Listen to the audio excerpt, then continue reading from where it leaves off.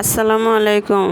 আশা করি সবাই ভালো আছেন। Welcome back to my channel Rupa's cooking world. আজকে আমি আপনাদের সাথে চিকেন কারি সহজভাবে রান্নার রেসিপি শেয়ার করব। ঘরোয়া উপকরণে এই রান্নাটা করা যায়, বাড়তি কোনো ঝামেলা নেই। তাহলে রেসিপিটা দেখে নেওয়া যাক। এখানে আমি 1 কেজি পরিমাণ একটা মুরগি কেটে ধুয়ে পরিষ্কার করে নিয়েছি। পরিমাণ মতো মশলা, হলুদ গুঁড়া, মরিচ গুঁড়া, ধনিয়ার গুঁড়া, গরম মশলা 1 চা চামচ করে, আদা রসুন বাটা 1.5 টেবিল চামচ, স্বাদ মতো লবণ, 1 কাপ পেঁয়াজ কুচি। এটা দিয়ে ভালো করে মাংসটা মেখে একটা সাইডে রেখে দেবো আধা ঘন্টার জন্য।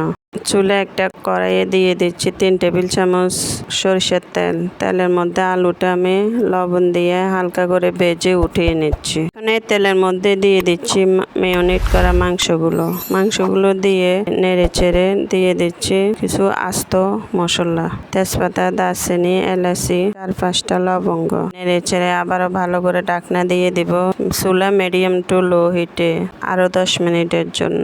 বুঝতে পারছি মাংস থেকে পানি উঠিয়ে আসছে। এখন আরেকটা নাড়া দিয়ে আমি কিছু টমেটো দিয়ে দিচ্ছি। আমি 3টা টমেটো 2 ভাগে ভাগ করে দিয়ে দিচ্ছি। আর দিয়ে দিচ্ছি 4টা দেশি রসুন।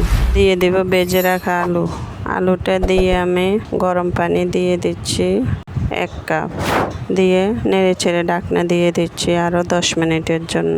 উঠিয়ে দিয়ে দিচ্ছি 4টা কাঁচামরিচ। এটা দিয়ে চুলাটা মিডিয়াম টু লো হিট। মাংসটা হয়ে গেছে, নামিয়ে নিব। রান্না করতে আমার 20 মিনিট সময় লেগেছে। আশা করি ভিডিওটি আপনাদের ভালো লেগেছে। একটা লাইক দিয়ে চ্যানেলটি সাবস্ক্রাইব করে রাখার অনুরোধ রইল। রেসিপিটা কেমন হয়েছে অবশ্যই কমেন্ট করে জানাবেন। এর মতো এখানে বিদায় নিচ্ছি। আল্লাহ হাফেজ।